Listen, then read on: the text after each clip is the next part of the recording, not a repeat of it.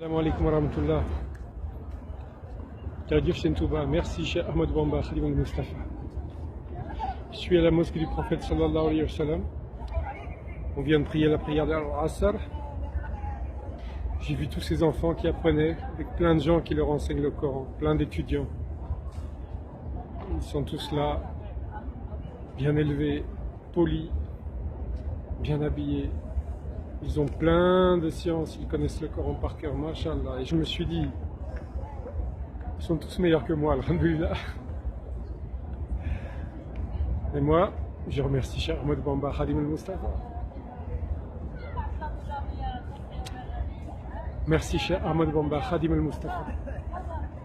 يا رحمن يا رحيم ربي بما يشرح أن قد فجها بجاي أفضل من لله قد لجها حمد لرب كريم لا شريك الله وصدري اليوم نورا ستيا مرها محمد صلوات الله في هبد عليه في حزبه كل بيك له أدو الذي أمت موائبه لجملة الخلق ما يختار من بره جئت جل أخواما وكرمني تكريم عاد وكل من أخنبريه الرحمن بجميع الخلق رحمة ما يغني أني شر من قرآن وقرها وتهمة المصطفى